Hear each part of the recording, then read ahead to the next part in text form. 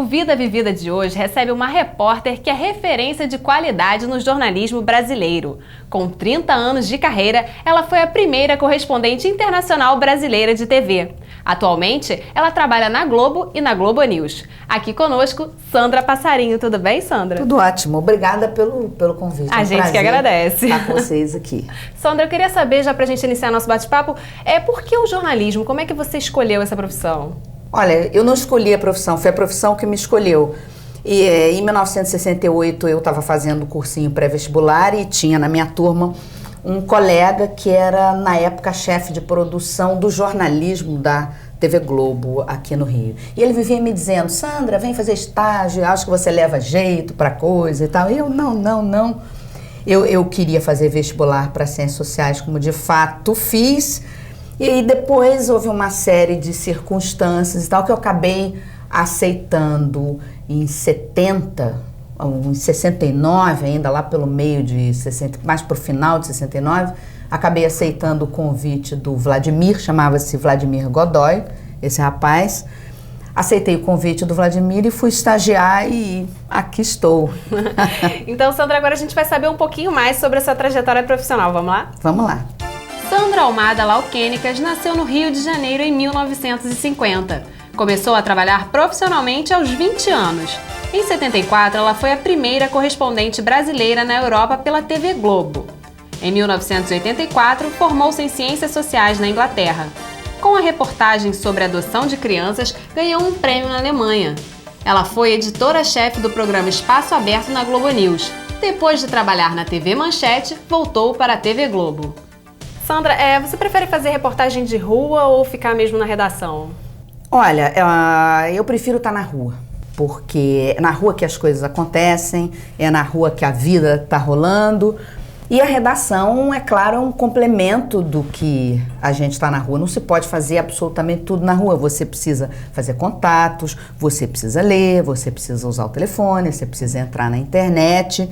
Mas se eu tivesse tendo que escolher entre um trabalho que me deixe mais tempo na rua e um que me deixe mais tempo na redação, eu prefiro a primeira opção. E como é que foi a sua trajetória dentro da Globo, né? Que você entrou como estagiária, como é que foi essa trajetória lá dentro? Eu entrei como estagiária e fazia tudo. Apurava notícias, cortava telex, pegava recados, ligava pro Globo para saber se tinha foto de não sei o que, ligava pro Jornal do Brasil para apurar não sei o que lá.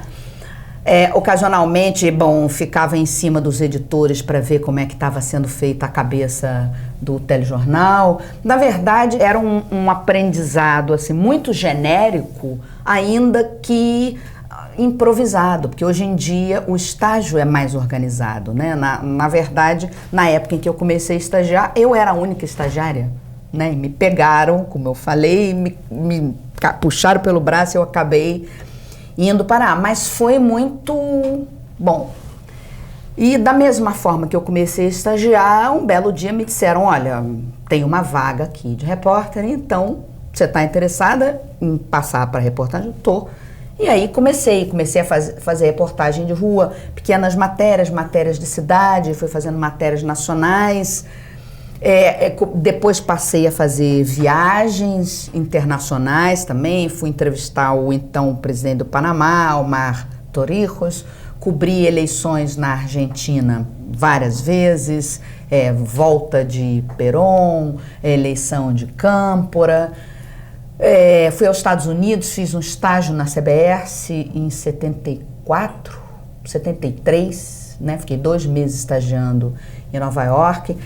Enfim, aí depois fui editora também, fui editora de um programa que se chamava Jornal Internacional, que éramos 3 editores. O editor-chefe era o Carlos Castilho, os 2 outros editores eram o Jorge Pontual, que hoje mora em Nova York, né, nosso colaborador na Globo News também na TV Globo, e eu.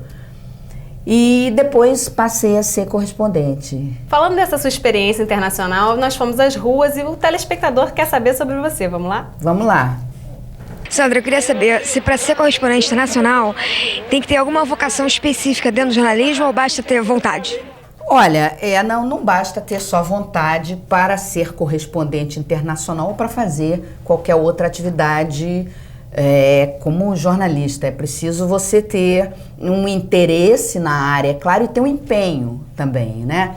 Eu fui convidada para ser correspondente porque eu falava línguas, né? Eu já falava inglês e falava francês. Eu tinha interesse na área porque eu já fazia o Jornal Internacional como editora, então eu acompanhava de perto o noticiário e acompanhava vários assuntos com leituras paralelas, e eu estava razoavelmente qualificada para fazer uma cobertura internacional, para trabalhar como repórter. Eu já tinha também, como falei antes, feito algumas viagens aqui.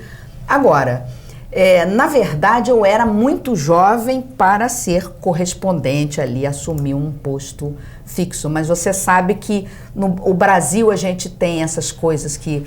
A gente tem uma ousadia, né? Se por um lado não é certa, por outro lado é interessante, porque que televisão no mundo mandaria uma pessoa tão jovem para ser correspondente? Então você não pensou duas vezes? Não pensei duas vezes. Eu era a pessoa certa no lugar certo. Este é o modelo mais atual de carro elétrico lançado no mercado inglês. O rickshaw, como é chamado, está entre as dezenas de produtos que estão sendo apresentados nesta feira, cujo objetivo é catalogar, vamos dizer assim, as pesquisas e experiências feitas na área de energia. Talvez não na idade certa, porém, né, eu procurei tirar o melhor dessa experiência e, de certa forma, eu causava espécie, né? Porque eu mudei para Londres, então, naquelas situações de cobertura em que tinha muita gente de várias televisões, o pessoal me olhava e dizia, puxa, mas que idade você tem? Mas você está aqui e tal, porque todo mundo era mais velho. Eles lá eram mais sensatos, vamos dizer aqui, nós, né? E Sandra, quantos anos você tinha nessa época? Olha, eu tinha 23, 24 anos, né? Eu era realmente muito jovem para ocupar esse cargo. Então, no próximo bloco a gente vai falar um pouquinho mais da sua vida em Londres. Tá bom. E você não saia daí porque o Vida Vivida volta já.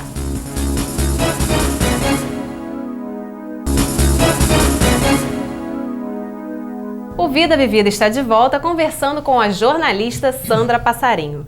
Sandra, no último bloco você estava falando da sua vida em Londres, né? Foi nessa época que você fez ciências sociais lá? Foi. Eu já tinha saído da TV Globo e aí eu tive um espaço de tempo em que, bom, eu fazia freela, né? Fazia trabalhos como freela. Eu fiz muito freela para o Serviço Brasileiro da BBC, em língua portuguesa, né? Se chama Serviço Internacional, e aí tem língua portuguesa para o Brasil, para Portugal, serviço latino-americano, países árabes, etc, etc. Eu colaborava com o serviço brasileiro e também fazia alguns freelas para produtoras inglesas, que eu tinha feito alguns contatos lá no meio que eu trabalhava, né? E ao mesmo tempo, quer dizer, como eu era residente na Inglaterra, eu pude conseguir uma bolsa da Inner London Education Authority, que é uma espécie de secretaria da educação do governo de Londres, que dava bolsas para primeira graduação. E por que ciências sociais? Porque originalmente era a faculdade que eu queria fazer aqui. E naquela altura do campeonato foi muito interessante porque eu tinha já experiência como jornalista, trato com o noticiário internacional, eu gostava de ler, eu falava já muito bem a língua. Então foi um curso que serviu muito como complemento à minha experiência atuando no trabalho de jornalista e que me reforçou realmente. Eu acho que nessa profissão você precisa se atualizar permanentemente. De vez em quando é bom você parar e dar uma estudada assim, sistemática em certas disciplinas que você encontra no seu trabalho, assim, aleatoriamente ou esporadicamente. Você vai na faculdade e, pum, organiza aquelas ideias. E lá em Londres você ficou quanto tempo? Eu fiquei 10 anos em Londres, ao todo. E como é que foi voltar para o Brasil? Olha, eu acho que voltar para o Brasil foi um susto maior do que sair do Brasil e chegar lá, né? O país tinha uma ditadura, quando eu voltei o país tinha uma democracia desorganizada, atabalhoada, mas tinha. Foi na volta que eu verdadeiramente conheci o país, porque eu passei a viajar muito, fazendo reportagens para o Globo Repórter. Então, eu conheci o país de cabo a rabo. Sandra, a gente tem mais uma pergunta do telespectador. Eu queria saber qual você acha que é a diferença entre o jornalismo brasileiro e o de outros países. Eu acho o nosso jornalismo televisivo melhorou bastante da época em que eu comecei a trabalhar até hoje, isso não há a menor dúvida. Há muitos mais repórteres na televisão do que havia naquela época. E durante um bom tempo, quer dizer, na época em que existia a ditadura no Brasil, as pessoas, eu acho que não queriam muito botar a cara na tela, porque identificavam a TV Globo com o governo e achavam que aquilo era uma fria e tal. E com o tempo isso foi mudando. Eu modestamente, acho que eu dei...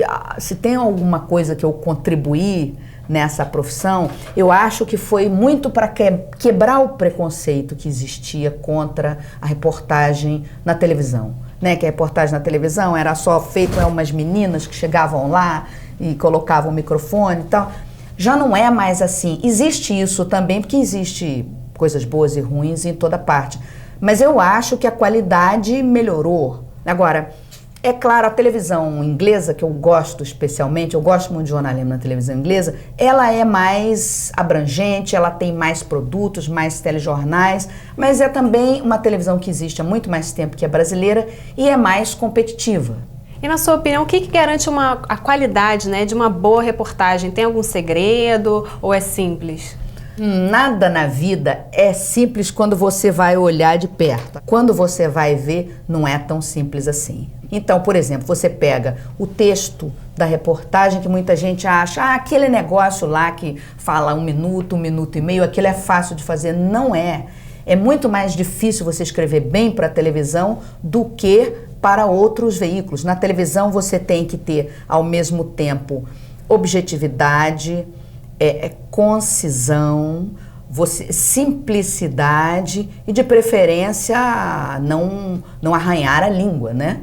Tratar bem a língua, falar com gosto. Isso é muito difícil de fazer.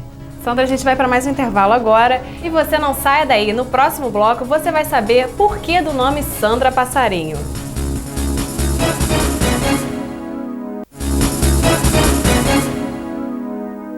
O Vida Vivida está de volta e agora no último bloco conversando com a jornalista Sandra Passarinho. Sandra, a gente viu que o seu nome não é Sandra Passarinho. Da onde veio o passarinho? Olha, nem eu sei, viu? Bom, o Borjalo, que era um cartunista excelente, que faleceu há algum tempo, Borjalo disse que o autor do apelido era ele. Ele era o pai dessa criança. Mas também havia um chefe de reportagem lá na época que eu comecei, chamado Amaury Monteiro, que tinha sido um velho repórter, tinha sido repórter na TV Rio e tal, e depois foi repórter na Globo, assim, no início lá do jornalismo, e depois virou chefe de reportagem.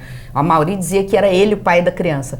Até hoje eu não sei exatamente. E quando tiveram que colocar meu nome pela primeira vez no ar, não iam colocar meu sobrenome verdadeiro, porque ninguém ia conseguir dizer isso, então puseram lá, Sandra Passarinho. Eu até me surpreendi, porque nem eu sabia que... Ninguém te chamava de passarinho?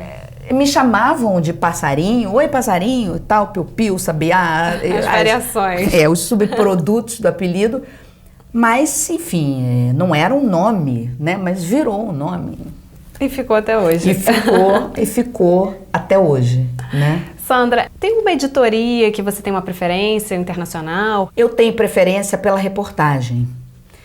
E aí pode ser de vários assuntos, né? Eu gosto do fait divers, eu gosto da cobertura geral, eu gosto do desafio de tratar assuntos diferentes. Agora, é claro que talvez eu tenha tendência mais para tratar alguns assuntos do que outros. Eu não sou uma repórter de esporte, por exemplo, mas eu já fiz cobertura esportiva. Quando eu estava na Europa, cobri Fórmula 1, entrevistei Ayrton Senna, entrevistei Emerson Fittipaldi, Nelson Piquet, entrevistei Pelé. Quer dizer, alguma coisa eu sei desse ramo, mas esporte não é uma especialidade minha, por exemplo. Polícia eu fiz alguma coisa, mas também eu não posso dizer que eu sou repórter de polícia, embora já tenha subido muito morro. Então, eu tenho mais vocação talvez para a área social, para assuntos científicos, né? Para política e para os temas que misturam essas áreas, temas que têm ao mesmo tempo tecnologia e ciência, mas que são também assuntos sociais, socioeconômicos, né? Eu me sinto à vontade na área das ciências humanas, ciências sociais, mas eu prefiro dizer até ciências humanas, que eu acho mais abrangente. Você falou que já viajou muito, na época do Globo Repórter também, né? Tem uma viagem especial que você fez, que marcou? Teve sim. O 1º de maio em Portugal, logo após a Revolução dos Cravos, a Revolução foi 25 de abril. Aí teve um 1º de maio em Portugal, que foi uma coisa maravilhosa, porque aquilo era... o país inteiro estava mudando, né? Estava tentando sair da ditadura lá do Salazar e respirando. Então, o 1º de maio tinha 1 milhão de pessoas em Lisboa, nas ruas, e eu estava lá, né? Eu estava lá como repórter, no museu, e o Orlando Moreira, com quem eu tinha ido para a Europa e que hoje trabalha como cinegrafista em Nova York. Aquilo para mim foi o máximo, né? Eu era jovem e estava tendo aquela chance de ver aquele país começando a respirar. Momento histórico. De novo, um momento histórico, e eu estava ali, e, inclusive, participando da marcha como repórter, e eu fui fazendo texto ali mesmo, na mão, e anotando coisas que eu via as pessoas dizerem, coisas que eu observava. Aquilo foi, assim, um impacto muito grande na minha vida. Aí eu fiz inúmeras viagens que eu gostei muito. Eu adorei ter ido à Tailândia. Eu já fui à Tailândia 2 vezes, a primeira foi a trabalho, né? Adorei. Nós fomos fazer uma reportagem nos campos de refugiados que ficavam na fronteira entre a Tailândia e o Camboja, né? Os campos onde os cambojanos estavam refugiados, fugindo dos vietnamitas que tinham atacado o Camboja. Isso foi muito legal também. A morte do Franco na Espanha, toda a cobertura da Guerra Fria, por exemplo, das relações Estados Unidos-União Soviética, dos tratados, também foi legal. Aí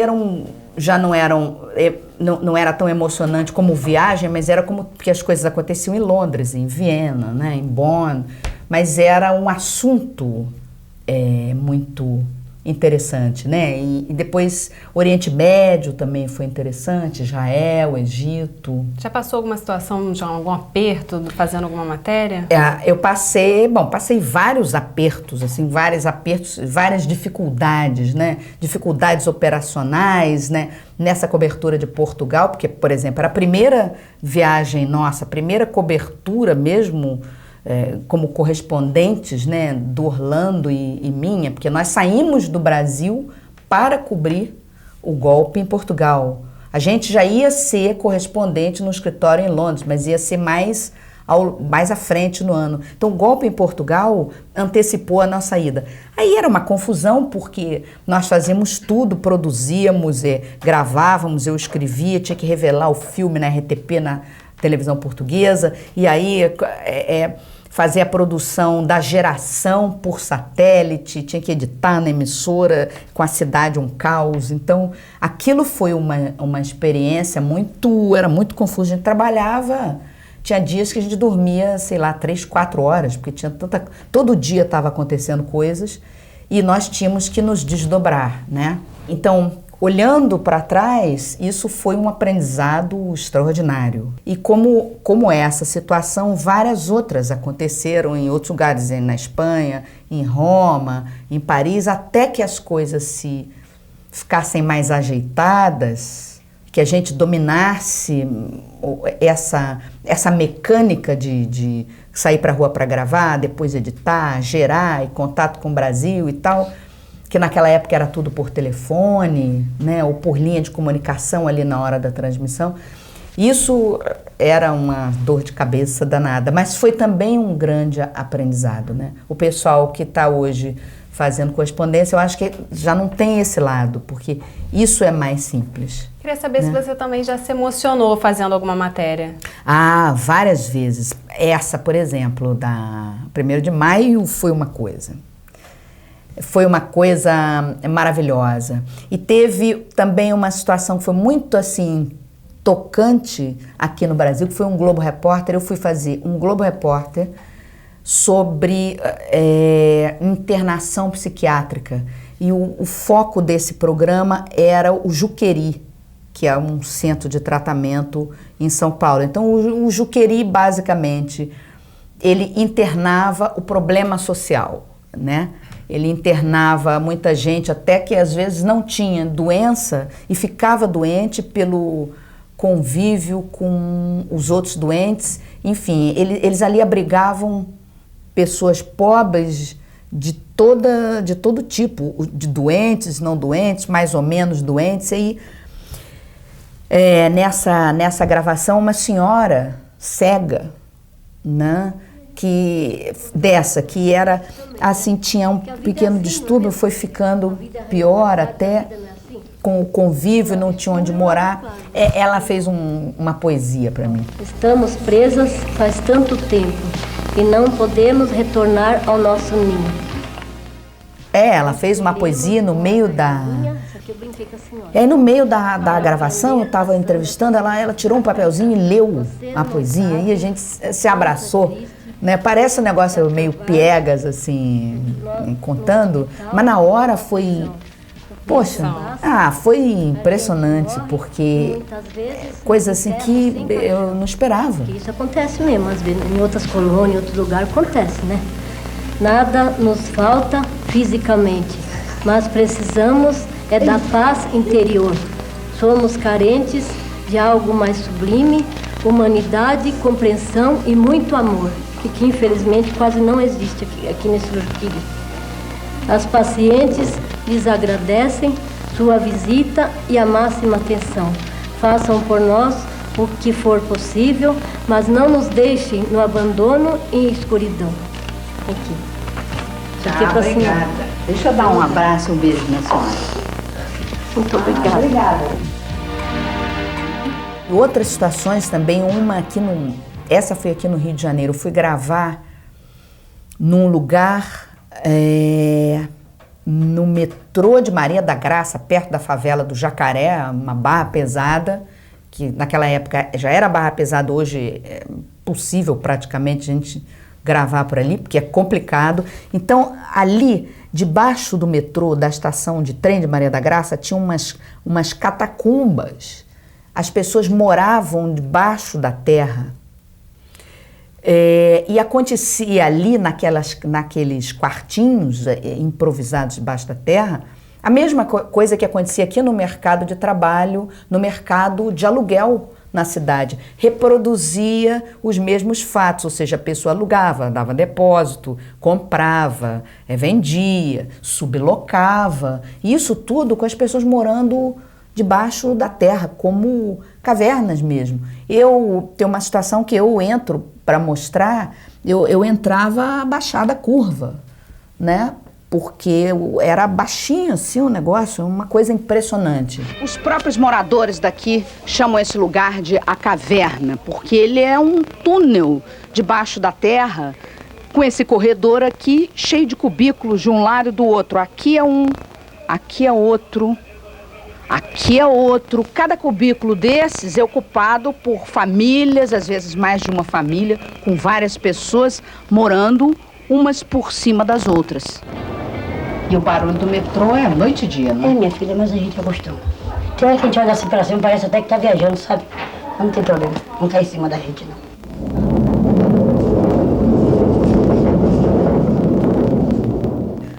Eu nunca esqueci aquilo. E, no entanto, tinha uma mulher que areava umas panelas ali, no meio daquela coisa toda, ela do lado de fora, ela areava umas panelas, as panelas brilhavam de limpas. Aquilo é uma imagem... Eu nunca mais me esqueci daquilo, porque eu acho que a gente não se esquece de uma coisa dessas, né? É um aprendizado. Como uma pessoa que vive nessa condição consegue ainda manter suas panelas limpas, ou seja, restava dentro daquela mulher uma dignidade que nenhuma miséria conseguiu tirar dela, né? Sandra, eu sei que ainda tem várias histórias, mas o nosso tempo acabou. Queria agradecer mais uma vez pela sua presença aqui no Vida. Eu que agradeço. Foi ótimo estar aqui com vocês conversando. Muito obrigada. Obrigada a você, Sandra. E o Vida Vivida fica por aqui. Se você quiser mandar alguma sugestão, envie um e-mail para tvuniversidade@universidadetambemcomc.br. Até o próximo programa. Tchau!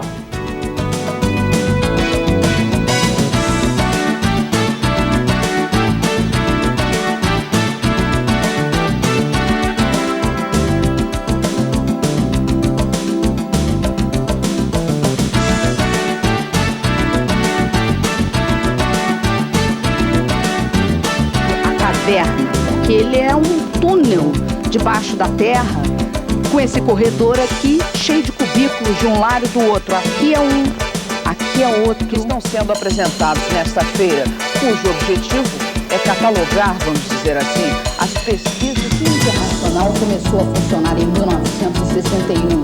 Tem, no momento, mais de 100 mil membros em 74.